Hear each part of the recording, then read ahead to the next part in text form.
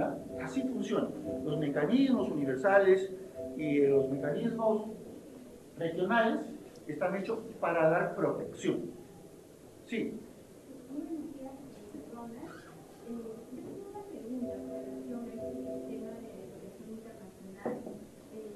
Ustedes de la Comisión Interamericana de Derechos Humanos están en Washington, ¿cierto? Sí.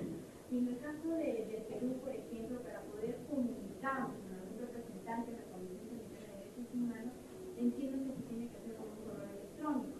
Ahora, el detalle es que no todas las personas tienen acceso a un correo electrónico, por ejemplo, ¿no? Ni siquiera saben, los correos son representativos de las personas que podrían atenderlos, ¿no?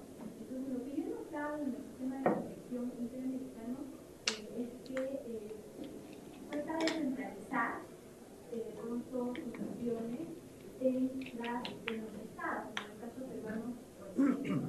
Y te comento esto porque tuvimos un caso de la organización que yo trabajo de una violación de un niño, ¿ya? Y se había trabajado de manera regular a nivel del sistema de justicia.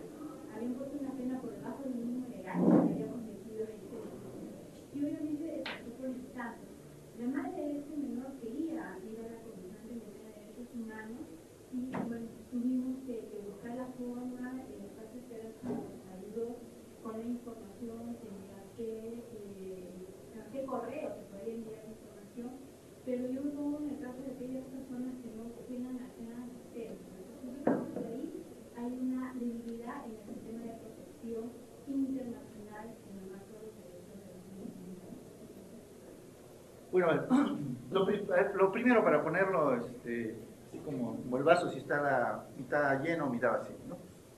Depende cómo se mire. En verdad, uno puede enviar por correo electrónico una comunicación a la Comisión Interamericana de Derechos Humanos, ¿cierto? Y claro, uno, si lo ve desde ciudad, ¿cierto? Si lo ve desde su propia vivencia, puede decir, bueno, pero esto es lo más democrático del mundo. Yo no tengo que ir a Washington, ¿cierto?, a Estados Unidos a tocar la puerta con mi denuncia o con mi comunicación en general. Basta que simplemente me siente en una máquina en mi casa o en un lugar público, haga esto y se acabó. Porque además la comunicación no es una comunicación extensa, complicada. El formato es bien simple. El formato es bien simple, ¿no? Entonces, pero claro, si uno piensa en todos los ciudadanos que habitan en el país, evidentemente ahí tendremos un problema, ¿cierto? Ahora, la Comisión Interamericana de Derechos Humanos y la Corte, dicho también es verdad, funcionan con recursos. Si tienen recursos, podrán habilitar muchos lugares en los que se puedan recepcionar y recibir las comunicaciones. La Comisión Interamericana y la Corte toda la vida se quejan de los recursos, porque los estados no le... ¿Con qué funciona la Comisión Interamericana y la Corte? Con los recursos que los propios estados, que son miembros del sistema, entregan. Y los estados son renuentes a entregar. Algunos porque no tienen dinero, porque tienen problemas económicos, otros porque consideran, es mi opinión, ¿no?, que no hay que fortalecer demasiado el sistema, porque si los vamos a fortalecer, luego ellos van a estar en capacidad de procesar más casos. ¿Contra quiénes? Contra nosotros, los estados, ¿no? En fin, hay de esos, los recursos son problemas fundamentales, ¿no es cierto? Pero claro, también la comisión podría, ¿cierto?, autorizar, ¿no es cierto?, a las universidades, por ejemplo, a las universidades a recibir la documentación, ¿cierto? Y las universidades, digamos, podrían tener un vínculo con la comisión y entregar esa información, ¿cierto? Pero claro, igual, esa persona tendría que contactarse con la universidad, ¿cierto? Y podría haber algún tipo de dificultad allí, etc. Pero en general, efectivamente pueden buscarse fórmulas nuevas, creativas, para ampliar el abanico de posibilidades de acceso al sistema de protección interamericano de derechos humanos. Bueno, esa era la idea que le quería transmitir de lo que hablamos ayer. Ustedes se lo perdieron. Estuvo muy buena la charla. Bueno, ahora, si pueden ampliar el... Ahora, no necesariamente vamos a ver todo, ¿ya? Pero lo que quería explicarles es lo siguiente. Ayer hablamos de que en los sistemas, cómo uno puede influenciar en los sistemas de protección y cómo uno puede plantearle cosas a este sistema y cómo el sistema puede reaccionar y cómo el Estado, es decir, si yo hoy día yo le toco la puerta al Estado y le digo, señor, hay un problema con los niños, niñas y adolescentes, hay un problema de acceso a la justicia, justamente. ¿Por qué? Mire, señor, aquí en el Perú hay un nivel de violencia sexual contra los niños que es impresionante, inaceptable, inadmisible. Aquí en el Perú, en los últimos 10 años, estoy citando de memoria, hay 197.972 denuncias por violencia sexual, de los cuales el 80% es contra mujeres adolescentes. Y el problema básicamente está entre las menores, de las víctimas principales entre 13 y 17 años. Hay un problema, ¿cierto? No puede haber tal nivel de violencia. Y en segundo lugar, ¿cómo es posible que no haya posibilidad de que las víctimas accedan al sistema de justicia? Porque no la hay, porque yo tendría que contratar un abogado particular y no todos están en condiciones de contratar abogados particulares. ¿Por qué el Estado no le pone un abogado a todas las víctimas? ¿Cierto? ¿Por qué? Porque en el Perú el Estado le pone abogado a los agresores. Y está bien que le ponga. Si es que no tiene un abogado, porque tiene que defenderse. Está bien. Pero con el mismo criterio, ¿por qué no le pone un abogado a la víctima? ¿No es cierto? Entonces, pero no, a la víctima no le... Bueno, o le puedo decir, mire señor, pues ya, pocos casos llegan a la administración de justicia. Si tengo tal nivel de denuncias, tal porcentaje llega a proceso penal. Y lo demás, ¿dónde se quedó? ¿No? Y de esos que llegan a juicio, me dice el propio Poder Judicial que de 9 de cada 10 absuelve. ¿Cómo no va a haber un problema? Hay un problema grande. Entonces yo le presento a usted el problema y quiero que usted lo resuelva, ¿no? Entonces yo podría ser uno de los 197.972 víctimas o padre de la víctima para recurrir al sistema y presentar mi comunicación. O yo podría ir de frente a la Comisión Interamericana de Derechos Humanos y podría decirle, señor, quiero una audiencia temática. ¿Qué cosa es una audiencia temática? No, yo quiero hablar con ustedes, señores de la Comisión, y quiero exponerles el problema de la violencia sexual en el Perú y del problema de acceso a la justicia. Y la Comisión dirá, pues, mira, sí, pues es un tema importante, un tema grave de violación a los derechos humanos de los niños, niñas y adolescentes. Entonces, perfecto. Convocamos a una audiencia temática. Y esa audiencia temática se presentan quienes solicitaron la audiencia. Normalmente, organizaciones. La universidad podría pedirla, la universidad podría pedir una audiencia temática. Paz y Esperanza puede pedirla, Paz y Esperanza puede pedirla. Y ese día, en la audiencia temática, se presenta Paz y Esperanza o la universidad y expone.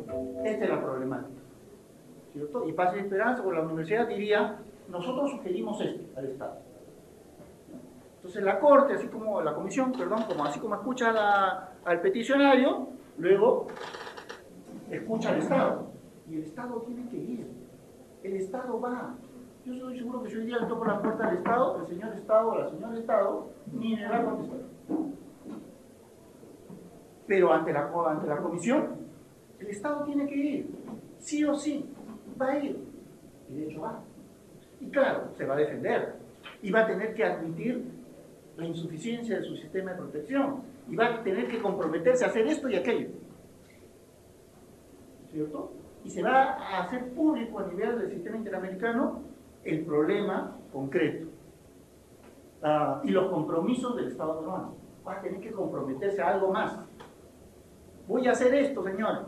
Bueno, Y uno puede volver 6 meses después, o puede volver 1 año después, con una comunicación directa, o con una nueva audiencia temática para decirle a la Comisión Interamericana: el Estado se comprometió a A, B y C, ha cumplido con A, B y C no ha hecho nada, y la Comisión le tomará cuenta al Estado peruano. Y nosotros, sin necesidad de ir a la Comisión, luego de la primera audiencia temática, podemos ir donde el señor Estado, la señora Estado, y decirle: usted se comprometió en la audiencia temática a hacer A, B y C. Ahora, ¿no es cierto?, por interés propio, pero también por la ley de acceso y transparencia, ahora yo le pido a usted que me diga todo lo que ha hecho para cumplir con sus obligaciones, en este caso. O sea, fíjense cómo el sistema nos da herramientas, ¿no es cierto?, para plantear problemas, para buscar soluciones, para obligar al Estado a cumplir con sus deberes, y como mecanismo de acceso nuestro, ¿cierto?, para plantear temas y lograr soluciones al mismo, ¿no? Entonces, por eso es importante. Entonces, ahora yo quiero pasar, si pueden acercarse, porque seguramente va a haber un problema con el audio, quiero acercarse, pasaremos hasta donde se pueda. Aquí hay una audiencia temática, ¿ya? Entonces, ante la Comisión Interamericana de Derechos Humanos. Y justamente la audiencia temática es por acceso a la justicia. Si se puede escuchar, lo escuchamos. Si no, cortamos y pasamos a otro tema. Miren, esto es una audiencia temática sobre acceso a la justicia de niños, niñas y adolescentes víctimas de violencia sexual. Entonces vamos a ver cómo nos va con esto. Y específicamente se encuentra aquí a mi costado la señora Lilia Espinosa de la Asociación TAMAR, la Asociación de Madres y Padres de Familia de Niños y Niñas Víctimas de Violencia Sexual en el Perú, quien va a hacer uso de la palabra en primer lugar.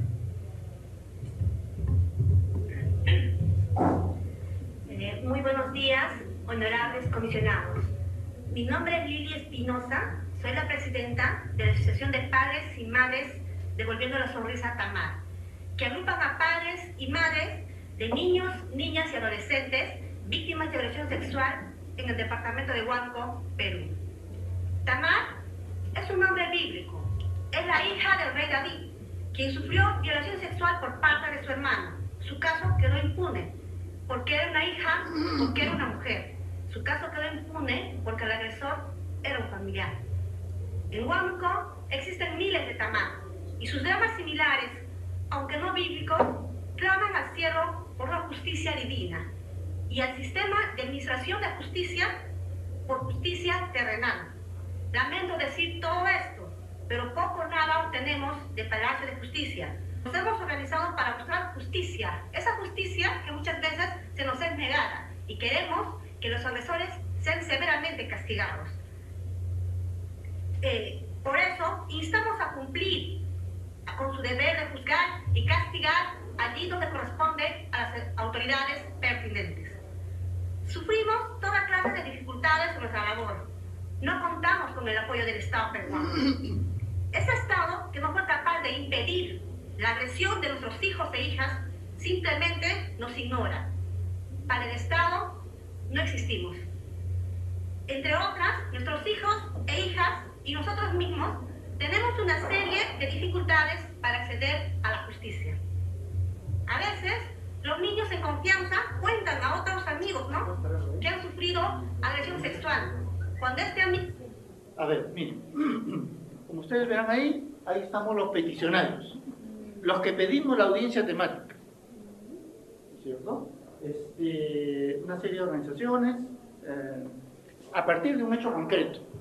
Además, con una especificidad.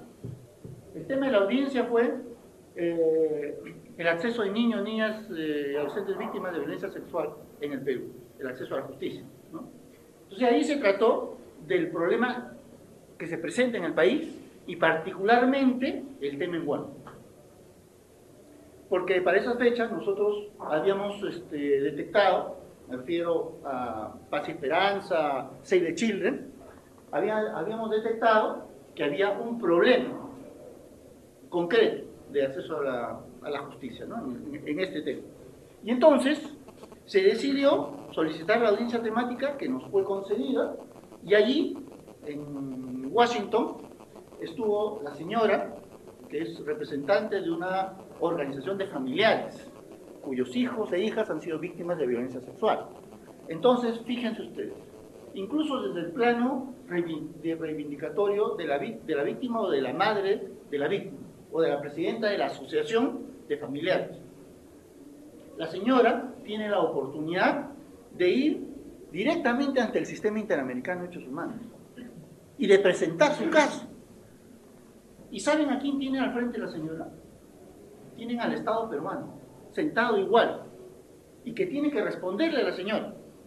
La señora tiene la oportunidad de plantear, ¿no es cierto?, los problemas de acceso, no solo de su caso en concreto, sino de la asociación, y a partir de presentar el caso de la asociación, de los problemas que hay a nivel nacional, ¿cierto?, de incumplimiento del Estado peruano de sus obligaciones, derivadas de la suscripción de la Convención Americana de Derechos Humanos. ¿Ya? Entonces, es una buena oportunidad para las víctimas. Es, digamos, otra forma de tratar de buscar la justicia que les es negada a nivel nacional, ¿no? Entonces, desde el plano incluso personal, es una suerte de reivindicación, ¿cierto?, que en este caso no tiene al Estado como una autoridad todopoderosa, autosuficiente y negadora de sus derechos. Tiene a su nivel al Estado, lo tiene allí, igual, ¿no es cierto? Y lo que diga la señora tiene que ser objeto de respuesta por el Estado. El Estado allí no puede negarse a concurrir, no puede negarse a responder, ¿no es cierto? Y los planteamientos que se hacen son recogidos por la Comisión, y el Estado tiene que dar respuesta, y luego hay seguimiento. Para eso sirve la audiencia temática ante el sistema de protección. ¿Se puede seguir, por favor? Bien, ir a hacer la denuncia respectiva a las entidades responsables, no se le permite esa declaración, pues le exigen que vaya con una persona adulta, lo cual nos parece injusto. Las niñas, cuando a veces una persona va a hacer una denuncia ante la policía después de que En suma, un problema serio, actual y prioritario de derechos humanos. Nivel de prevalencia de niños, niñas y adolescentes entre las víctimas.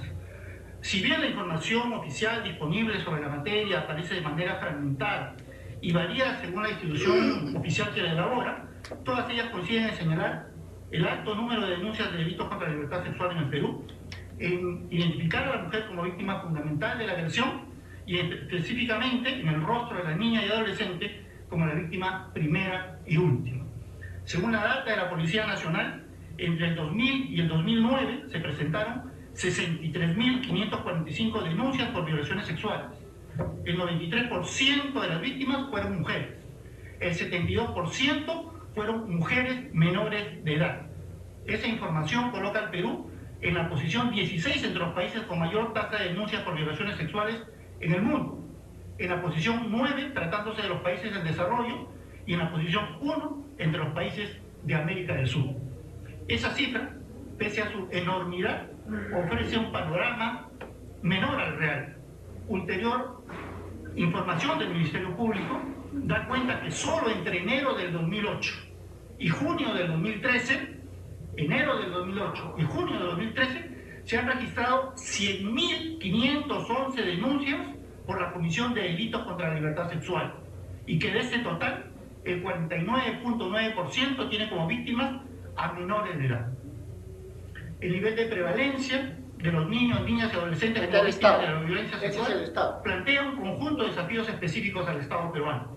En primer lugar, la necesidad de contar con e implementar una política de prevención del delito, llevar adelante de forma sostenida campañas de sensibilización social, hacer alianzas con los medios de comunicación, tomar en cuenta la especial circunstancia de que los agresores no solo están en el espacio público, sino preferentemente en los espacios considerados seguros por la víctima.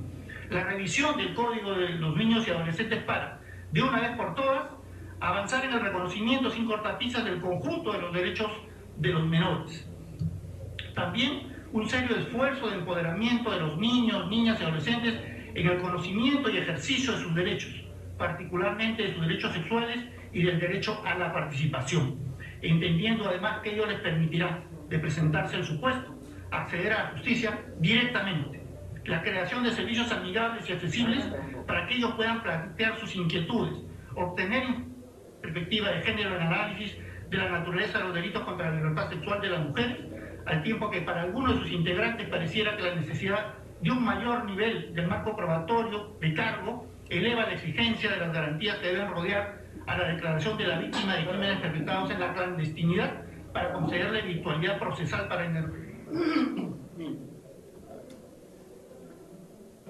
Si ustedes se dan cuenta, en la presentación hay varios momentos, ¿no es cierto? Y que tiene que ver con reivindicación de la víctima, pero también evidentemente con una cuestión de estrategia en la presentación de un caso en audiencia, ¿no es cierto? La presentación del familiar de la víctima, ¿cierto? Nada reivindica mejor como su presencia en una audiencia, y nada mejor que empezar con ella. Y ustedes habrán visto en los pocos minutos que han escuchado a la señora, que la señora no ha ido a llorar a la comisión. La señora ha ido a presentar el caso, ¿no es cierto? No necesita llorar la señora. La sola presencia, ¿no es cierto?, la hace a la señora, ¿no es cierto?, el emblema de la víctima. Y de ahí la importancia de la participación. O sea, no basta que un abogado, una ONG, la universidad, sea la voz de la víctima, sino que la víctima tiene que tener su propia participación, ¿no es cierto? Y este es un espacio para ello. En segundo lugar, ya cuando habla el abogado, ¿cierto?, si ustedes se fijan bien, la idea es primero presentar el problema. En segundo lugar, señalar cuáles son los caminos posibles para el Estado, ¿no es cierto? Y en tercer lugar, las recomendaciones. Allí te dan 15 minutos, 20 minutos, y a los 20 minutos te cortan. O sea, tienes que saber presentar el problema. No se trata de que digas toda la información, porque no la vas a poder decir. Tienes que saber exactamente de eso, del problema, qué parte vas a contar. De las sugerencias y recomendaciones, cuál es la más importante, cuál es la que vas a decir. O, como ustedes van a ver allí, correr. Correr, ¿cierto? En lo posible. A ver si lo vuelves a poner. Concentran el 42% de las denuncias registradas de violación a la libertad sexual. Los magistrados de la reforma no aplican la perspectiva de género, principio del interés superior del niño. Dicha capacitación debe ser asumida como una política institucional de manera transversal y sostenida en el tiempo. El Estado peruano, a través del Ministerio de Justicia y Derechos Humanos, debe garantizar a los niños, niñas y adolescentes víctimas de agresión sexual el derecho a contar con un abogado que lo represente desde el mismo momento de la interposición de la denuncia y a lo largo de todo el proceso penal. Debe contar con el número necesario de salas de entrevista única y, de ser posible, cámaras GESEL.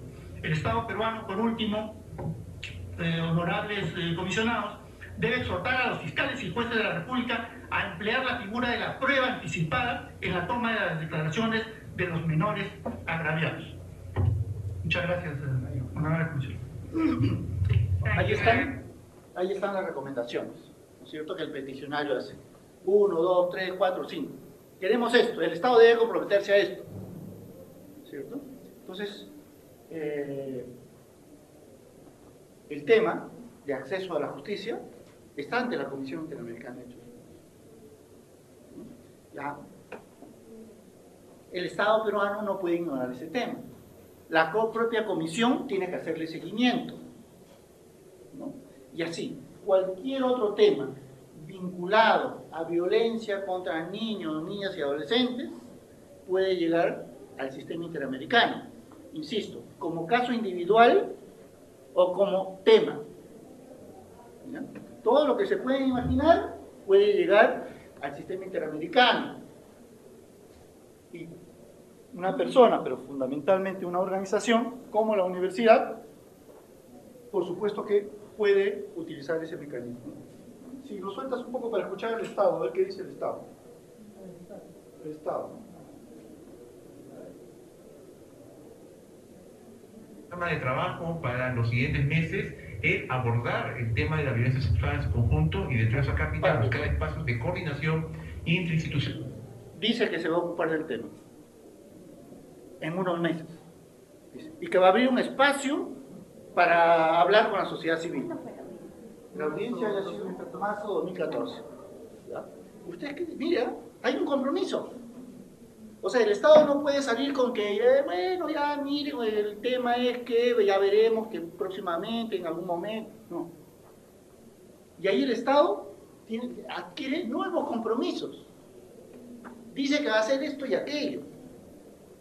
Entonces nosotros podemos ir al sistema y decirle, señor, ha pasado un año, recuerda que se comprometió esto y aquello, ahora tómele cuenta, pídele a ver qué cosa ha hecho. O nosotros decirle simplemente, hizo A, pero no hizo B. O yo voy ahora y lo busco a la gente del Estado peruano, en el Ministerio de Justicia, o voy a donde el Ministro de Justicia o por comunicación y le digo, señores, recuerdan que la audiencia temática, ustedes se comprometieron a esto y aquello. Le pido ahora que el ministro, él puede seguir siendo agente del Estado peruano o ya no.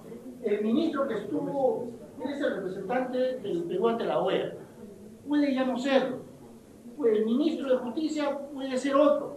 El compromiso es del Estado. Ayer hablábamos, ¿recuerdan? El compromiso no es del gobierno. No es que, oye, no, ese fue un compromiso del gobierno anterior. No, yo soy otra administración. No.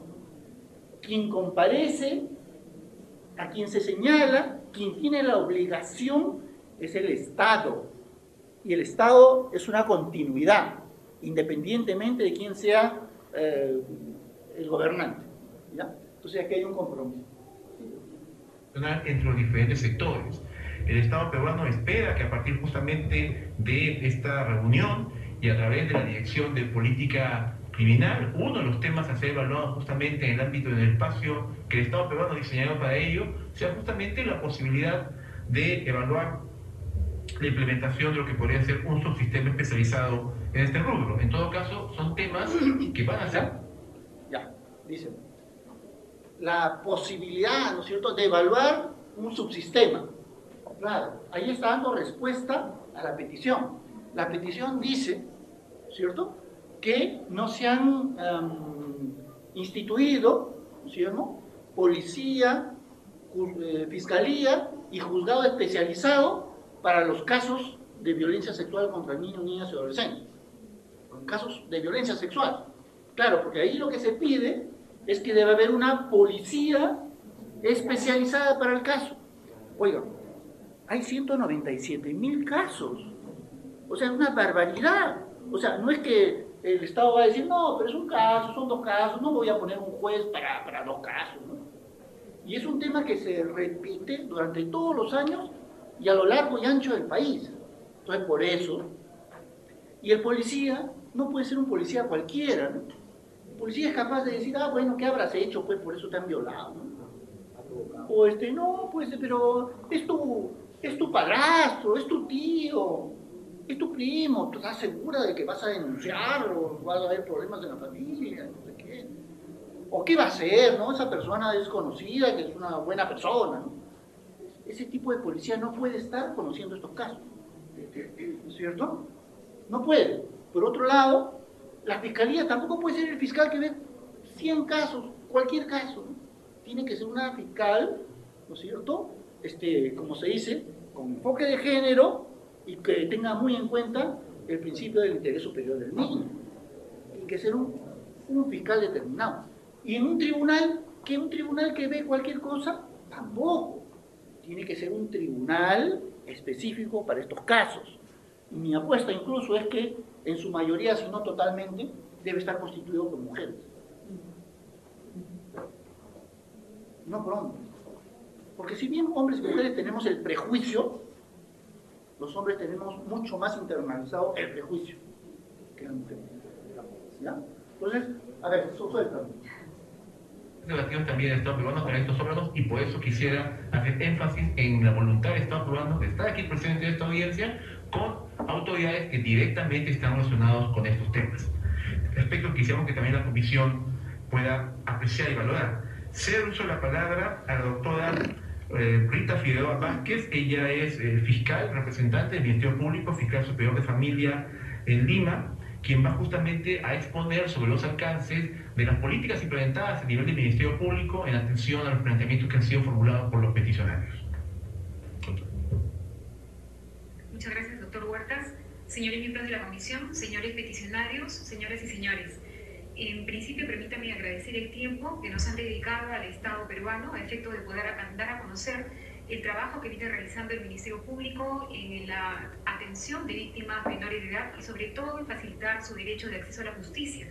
Debemos entender en principio que el acceso a la justicia de niños, niñas y adolescentes víctimas de violencia sexual, desde mi perspectiva, debería ser considerada como un indicador de desarrollo de todos los pueblos.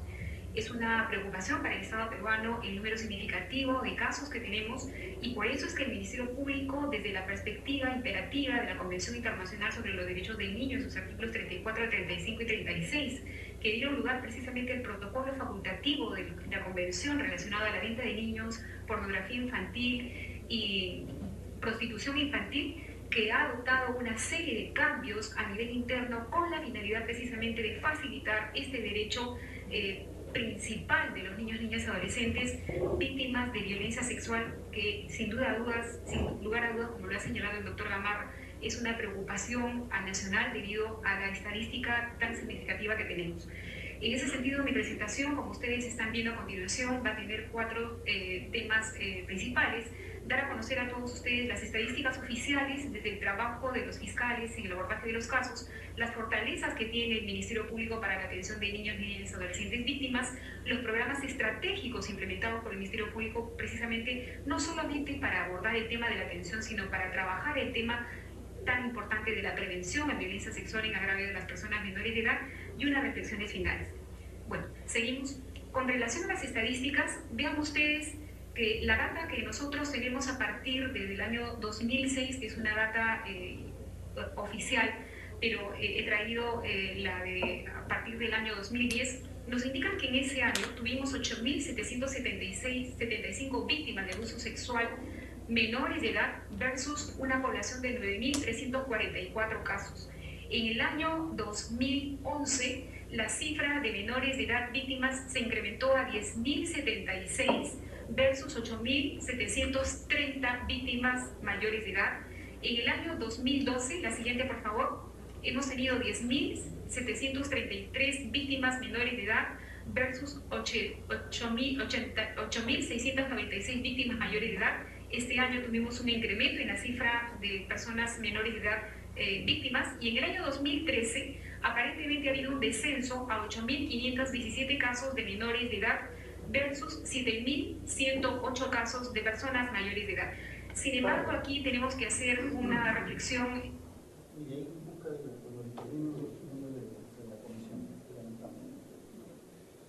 El Estado se defiende. Claro, pero digamos, está expuesto el Estado, ¿no? O sea, hay un problema de acceso, con el acceso a la justicia. Y claro, el Estado va a dar sus propias cifras. Pero aún así, fíjense, el Estado está admitiendo que hay entre 16 y 18 mil por año violencia sexual. Y más del 50% son menores de edad, niños, niñas y adolescentes. ¿Eso es un problema o no es un problema? ¿Es un problema permanente, recurrente en el tiempo? Sí, claro. ¿Hay una responsabilidad del Estado? Sí, claro. Sí, claro, porque hay un derecho a no ser agredido, ¿cierto? A no sufrir violencia sexual. ¿Y quién es el garante? ¿Quién tiene que proteger? El Estado. Y si hay violencia, ¿quién tiene que investigar, juzgar y sancionar? El Estado.